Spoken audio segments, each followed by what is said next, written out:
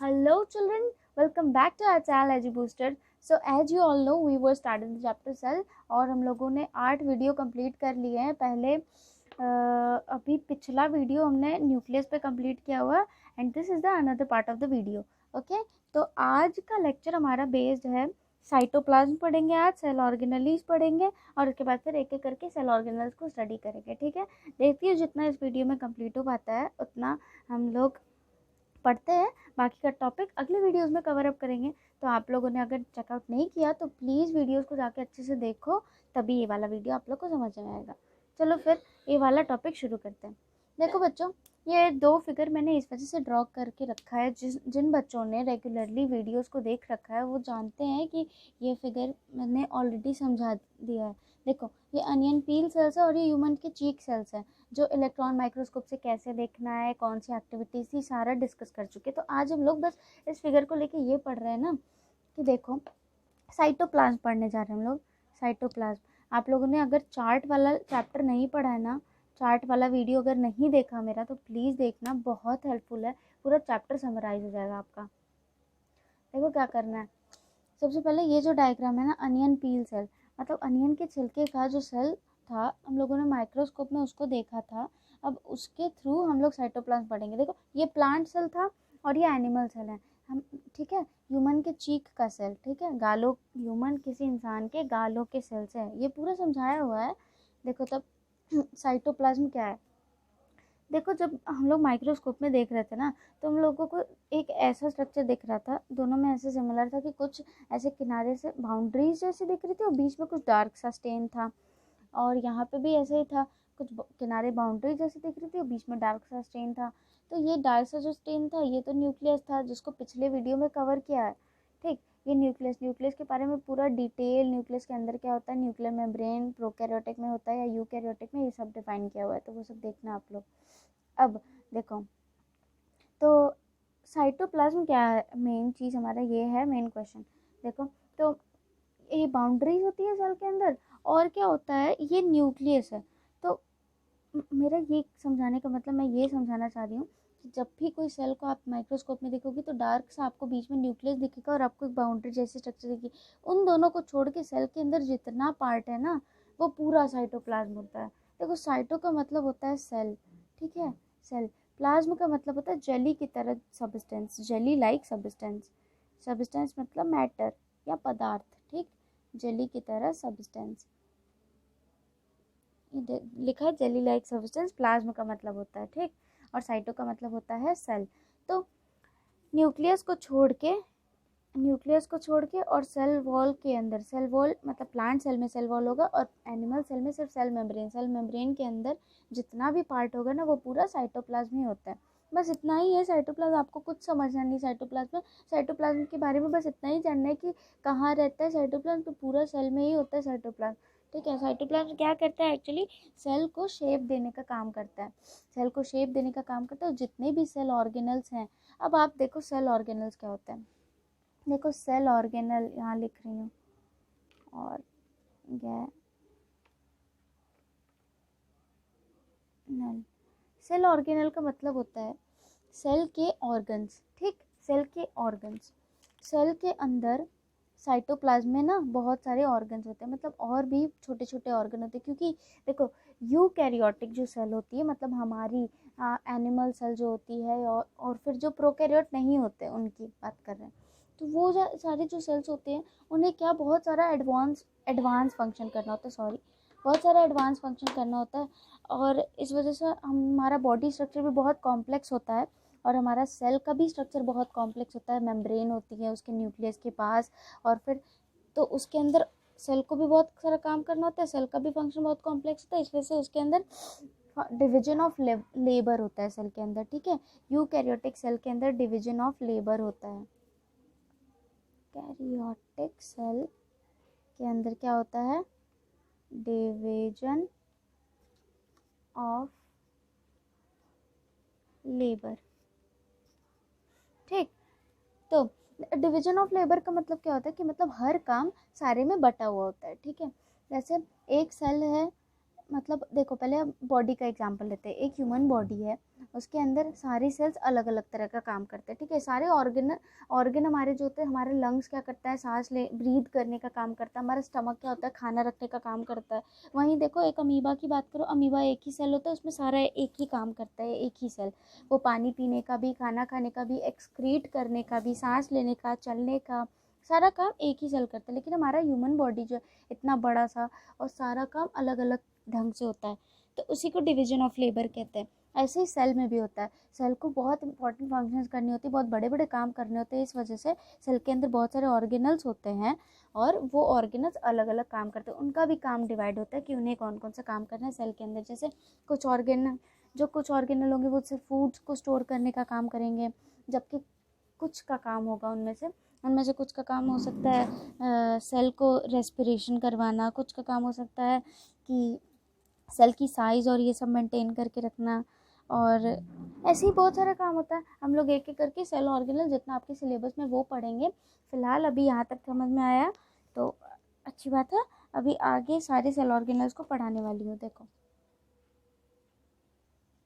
हाँ, तो देखो बच्चों, पहला हमारा सेल ऑर्गेनल है जिसके बारे में हम लोग स्टडी करने जा रहे हैं, उसका नाम है एंडोप्लाज्मिक रेटिकुलम। अब कहो कि ये तो बिल्कुल नया नाम है, इसे हम नहीं पहचानते। चलो मैं इनसे आपको मिलवा देती हूँ। एंडोप्लाज्मिक रेटिकुलम है ना, इसका स्ट्रक्चर कुछ ऐसा होता है, ये लार्ज नेटवर्क सा बनाया होता है, और ये इसका स्ट्रक्चर बिल्कुल सेम लगता है न्यूक्लियर मेम्ब्रेन के जैसा, या सेल मेम्ब्रेन के जैसा इसका स्ट्रक्चर होता है, ठीक है। देखो क्या होता है, ये बहुत लंबे लंबे ट्यूब जैसा बनाए रहते हैं, बहुत लंबे लंबे। ये जो स्ट्रक्चर दिख रहा है ना, ये एक एनिमल सेल ड्रॉ किया हुआ है मैंने, ये उसका सेल मेम्ब्रेन है। ये पूरा मोटा सा सेल मेम्ब्रेन दिखाया हुआ है। ये 3D स्ट्रक्चर है, एक मैंने आप लोगों के लिए ड्रॉ किया। और देखो ये बीच में न्यूक्लियस है, ये पूरा बड़ा सा न्यूक्लियस है ब्लू कलर का, ये न्यूक्लियर मेम्ब्रेन है, ये ब्लू कलर से न्यूक्लियर मेम्ब्रेन है, और ये न्यूक्लियर पोर है, ठीक है। और ये बीच में न्यूक्लियोलस है डार्क सा, ठीक। अब ये देखो न्यूक्लियस के बाहर ये पूरा जो ऐसे फोल्ड और ट्यूब्स जैसा जो स्ट्रक्चर है, बहुत लंबा सा नेटवर्क जैसा, इसी को एंडोप्लाज्मिक रेटिकुलम कहते हैं, बस और कुछ नहीं है। इसी को एंडोप्लाज्मिक रेटिकुलम कहते हैं। और देखो कहीं कहीं पे ये ट्यूब जैसा लग रहा है, कहीं कहीं पे फोल्ड जैसा, कहीं कहीं पे बैग जैसा लग रहा है ना, कहीं कहीं पे बंद शेप लग रहा है कि ये पूरा क्लोज है, और कहीं कहीं पे ट्यूब जैसा लंबा लंबा दिख रहा है, ठीक है। तो ये बस एक नेटवर्क है, और ये ऐसे ही नेटवर्क बना के रहता है। अच्छा, एंडोप्लाज्मिक रेटिकुलम ना, इसके भी टाइप्स हैं। ये 2 तरह के होते हैं। Endoplasmic reticulum are of 2 types. First type का नाम है RER। देखो एंडोप्लाज्मिक रेटिकुलम को हम लोग निक नेम से ER बुलाते हैं, ठीक है। इसका शॉर्ट नेम है, short form ER endoplasmic reticulum का, ठीक है। मैंने आपको मतलब याद रखने के लिए कह दिया कि एंडोप्लाज्मिक रेटिकुलम का निक नेम ER है, ठीक है। तो देखो RER और SER दो इसके, ये एंडोप्लाज्मिक रेटिकुलम पापा, इसके 2 बच्चे हैं, RER और SER, ठीक है। तो RER का फुल फॉर्म क्या होगा, देखो RER का फुल फॉर्म होता है रफ एंडोप्लाज्मिक रेटिकुलम, ठीक, क्यूलम, ओके। और SER का मतलब होता है स्मूथ एंडोप्लाज्मिक रेटिकुलम। अब इसका मतलब क्या है मैं आपको समझाती हूँ। देखो रफ और एंडोप्लाज्मिक, देखो रफ और स्मूथ, ये तो समझ में आ रहा है आप लोगों को कि रफ, इसका स्ट्रक्चर कुछ रफ सा होगा, इसका स्ट्रक्चर कुछ स्मूथ सा होगा। समझ रहे हो ना प्यारे बच्चों। अब देखो, हाँ आप सही समझ रहे हो, अगर समझ रहे हो कि रफ का मतलब इसका स्ट्रक्चर कुछ रफ सा होगा, स्ट्रक्चर से ही मतलब है, स्ट्रक्चर के बेस पे ही इन लोगों का नाम रफ और स्मूथ रखा गया। देखो ये न्यूक्लियर मेम्ब्रेन के बाहर, ये जो बाहर इतने सारे पूरे ER ही है, एंडोप्लाज्मिक रेटिकुलम में पूरा फैला हुआ उसी का नेटवर्क है। पर ये जो शुरू वाले दिख रहे हैं, इसमें रेड रेड स्पॉट जैसा दिख रहा है आपको, ये रेड स्पॉट एक्चुअली राइबोसोम्स है। Ribosome is another cell organelle which we will study after sometimes, okay. तो राइबोसोम क्या है, देखो राइबोसोम, उसके बारे में स्टडी करेंगे। ये भी एक सेल ऑर्गेनल है, ठीक, ये भी एक सेल ऑर्गेनल है। ये क्या होता है ना, ये एंडोप्लाज्मिक रेटिकुलम के ऊपर ऐसे ही चिपका हुआ होता है। तो जहाँ जहाँ राइबोसोम चिपका हुआ होगा ना एंडोप्लाज्मिक रेटिकुलम के ऊपर, उस पार्ट को हम लोग रफ एंडोप्लाज्मिक रेटिकुलम कहते हैं। और जहाँ पे ये नहीं चिपका होता है, उसका सरफेस क्योंकि स्मूथ होता है, इस वजह से उसे स्मूथ एंडोप्लाज्मिक रेटिकुलम कहते हैं। That's it, okay. बस इतना ही। देखो आप रफ वाले को, जहाँ पे राइबोसोम्स है वहाँ दाना जैसी स्ट्रक्चर होगी, तो वहाँ छुओगे ना आप तो वो कुछ रफ सा स्ट्रक्चर आपको फील होगा। बट जो जहाँ पे कुछ भी नहीं, राइबोसोम्स नहीं है, वहाँ दाने जैसी स्ट्रक्चर नहीं होगी, वो स्मूथ होगा पूरा उसका सरफेस, तो उसको स्मूथ एंडोप्लाज्मिक रेटिकुलम कह रहे हैं। ठीक है, अब दोनों का फंक्शन भी होता है, रफ एंडोप्लाज्मिक रेटिकुलम क्या करता है, स्मूथ एंडोप्लाज्मिक रेटिकुलम क्या करता है, इन दोनों का अलग अलग फंक्शन होता है। देखो अलग अलग फंक्शन क्या होता है, मैं अभी जस्ट आपको एक्सप्लेन करूँगी, इसे वाइप कर दूँ। हाँ तो बच्चों देखो, मैंने समझाया कि एंडोप्लाज्मिक रेटिकुलम का दो पार्ट है, आर ई आर और एस ई आर। इसको रफ एंडोप्लाज्मिक, इसको स्मूथ एंडोप्लाज्मिक रेटिकुलम कह रहे हैं। अच्छा, क्यों कह रहे हैं? क्योंकि इसके पास राइबोसोम्स होता है, इसके पास राइबोसोम्स नहीं होता है। राइबोसोम्स होने के कारण इस रफ एंडोप्लाज्मिक रेटिकुलम का सरफेस जो होता है रफ हो जाता है और इसका स्मूथ। अब देखो राइबोसोम होने ना होने से फ़र्क क्या पड़ता है इनके फंक्शंस पे। इनका फंक्शन एक्चुअली होता क्या है, देखो रफ एंडोप्लाज्मिक रेटिकुलम के अंदर राइबोसोम होता है, और राइबोसोम पता है बहुत बड़ा प्रोटीन सिंथेसिस करने का फैक्ट्री होता है। राइबोसोम क्या करता है ना, राइबोसोम प्रोटीन सिंथेसिस करता है, प्रोटीन सिंथेसिस। अच्छा, प्रोटीन सिंथेसिस का मतलब क्या होता है? देखो प्रोटीन सिंथेसिस का मतलब होता है ना बनाना, सिंथेसिस का मतलब मैन्युफैक्चर करना, बनाना। ठीक है, किसी चीज़ को मतलब किसी चीज़ को मेक करना या बनाना, वही चीज़ हो गया। देखो तो जिसके पास राइबोसोम होगा वो एब्सोल्युटली प्रोटीन सिंथेसिस में हेल्प करेगा। तो रफ एंडोप्लाज्मिक रेटिकुलम क्या करता है, प्रोटीन सिंथेसिस में हेल्प करता है, और जहाँ जहाँ ज़रूरत होती है सेल ऑर्गेनल को या सेल को, प्रोटीन प्रोवाइड करता है। ठीक, और क्योंकि स्मूथ एंडोप्लाज्मिक रेटिकुलम के पास प्रोटीन राइबोसोम्स नहीं होता, तो ये जाहिर सी बात है, बिल्कुल श्योर हो इसके लिए, आपको बिल्कुल श्योर होना चाहिए इसके लिए कि वो प्रोटीन सिंथेसिस बिल्कुल नहीं करेगा, है ना। Smooth endoplasmic reticulum does not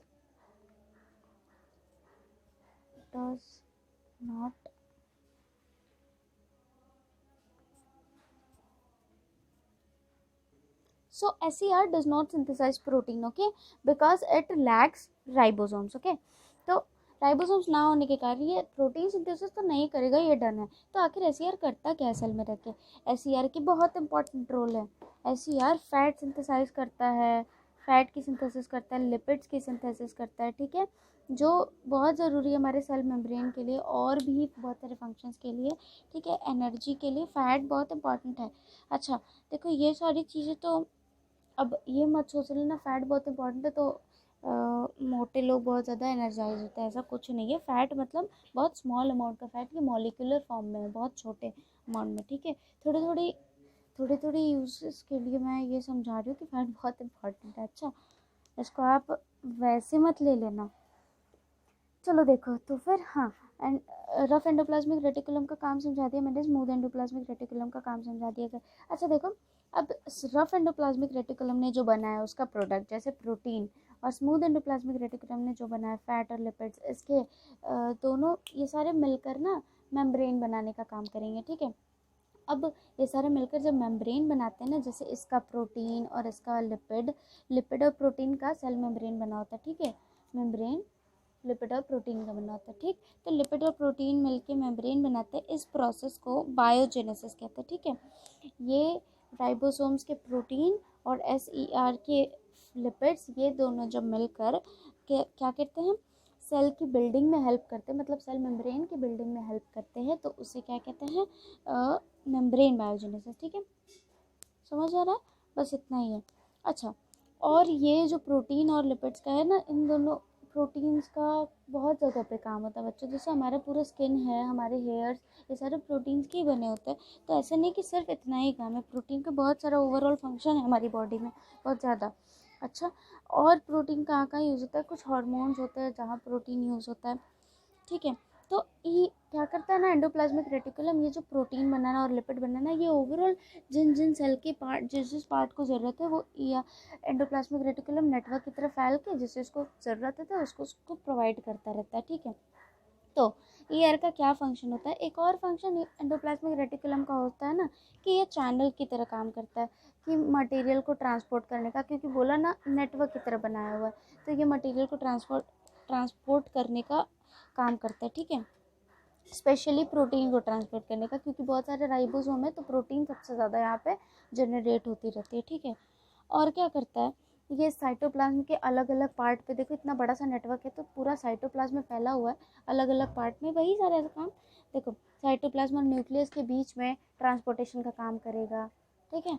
अच्छा, और एंडोप्लाज्मिक रेटिकुलम का एक और बहुत बड़ा फंक्शन है कि ये ना बहुत एक फ्रेमवर्क बनाता है। देखो फ्रेमवर्क का मतलब होता है सेल का शेप थोड़ा मेंटेन करने में भी हेल्प करता है, क्योंकि बहुत बड़ा सा नेटवर्क है और बहुत सारी बायोकेमिकल एक्टिविटीज़ के लिए भी इम्पॉर्टेंट होता है। बायोकेमिकल एक्टिविटीज़ मतलब हाँ, जैसे कुछ रिएक्शन, बहुत सारे रिएक्शंस और इन सब चीज़ों के लिए हेल्प करता है। ये सब आपके बुक्स में, इस वजह से मैं आपको एक्सप्लेन कर दे रही हूँ ताकि आप रीडिंग लगाओ तो दिक्कत ना हो, ठीक है। तो इन सब के लिए बहुत इंपॉर्टेंट होता है। और कुछ एनिमल्स में, कुछ प्लांट्स में नहीं, सॉरी, कुछ बड़े बड़े एनिमल्स में, बड़े बड़े एनिमल से मतलब ये है जैसे वर्टिब्रेट्स में। वर्टिब्रेट्स क्या होता है ये अगर नहीं समझते तो समझ लो। वर्टिब्रेट्स वो होते हैं जिनके पास रीढ़ की हड्डी होती है, वर्टिब्रल कॉलम होता है। मतलब जैसे बहुत सारे एनिमल्स, गाय भैंस कुत्ता बिल्ली ये सारे, और हम लोग, ठीक है, घोड़े ये सब, ठीक। तो इन सब के पास वर्टिब्रल, चूहे भी, ठीक है, चूहे भी वर्टिब्रल, तो इन सब के पास क्या होता है वर्टिब्रल कॉलम होता है। तो क्या करता है उनके लिवर में ना SCR का बहुत इंपॉर्टेंट फंक्शन होता है, वो डिटॉक्सिफिकेशन का काम करता है, ओके। थोड़ा आज मेरी ज़बान बहुत फिसल रही है, मैं कुछ भी बोलने जा रही हूँ गलत ही निकल रहा है, कुछ ऊटपटांग सा, तो आप लोग उसको माइंड मत करना, सॉरी कह रही हूँ बच्चों। हाँ देखो, तो डिटॉक्सिफिकेशन का काम करता है स्मूथ एंडोप्लाज्मिक रेटिकुलम। लिवर में रहता है, मतलब देखो सारे सेल्स में रहता है लेकिन लिवर में उसका इंपॉर्टेंट फंक्शन हो जाता है डिटॉक्सिफाई करने का चीज़ों को। डिटॉक्सिफाई का मतलब होता है कि जब लिवर चीज़ों को स्टोर करेगा ना, तो क्या कहता है, तो लिवर का काम ही यही होता है कि जो हम लोग खाना खाते हैं उसको वो प्योर करके फिर प्योरीफाई करके, मतलब जो जो चीज़ें हमें स्टोर करना है वो सब अच्छे से रखे। तो स्मूथ एंडोप्लाज्मिक रेटिकुलम उसको डिटॉक्सिफाई करता है। चलो, तो इतना ही था, एंडोप्लाज्मिक रेटिकुलम का पूरा टॉपिक कवर हो गया।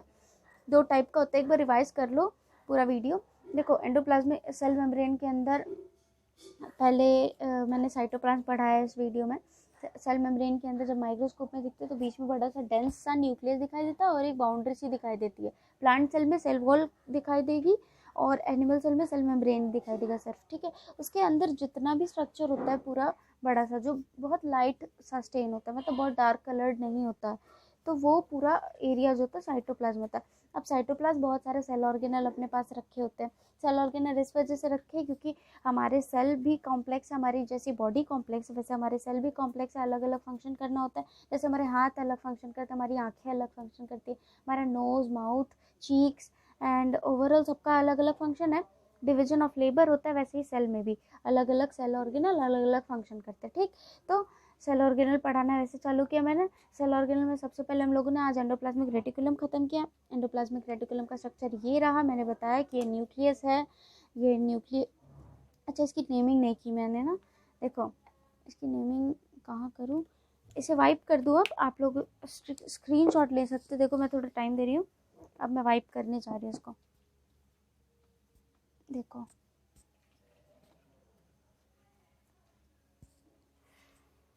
हाँ। तो इसका नेमिंग कर दूँ मैं, ये हमारा है, ये पूरा यूकैरियोटिक सेल है, ठीक है, ये ध्यान में रखना।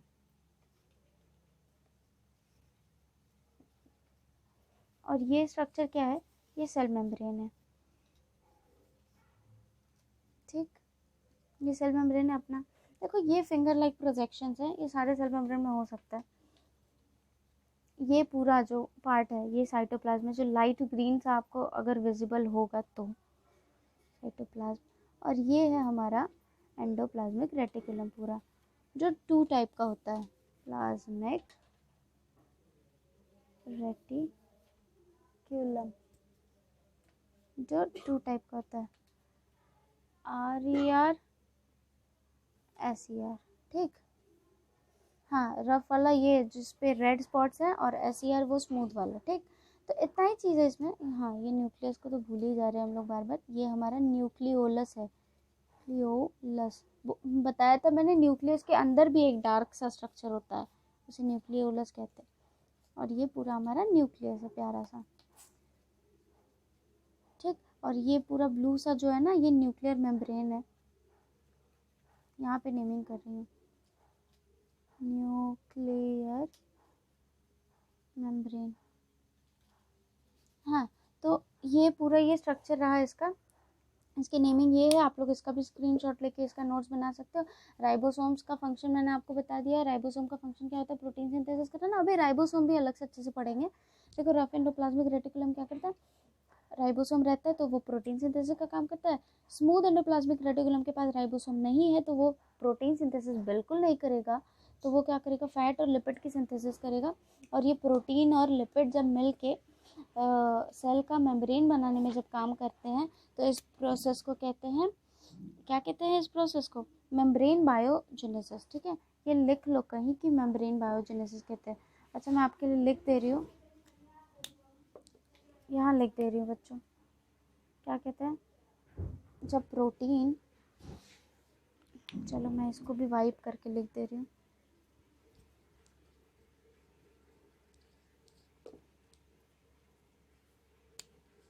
प्रोटीन और लिपिड मिल के क्या करते हैं, मिलके क्या करते हैं, हेल्प करते हैं सेल मेम्ब्रेन बनाने का।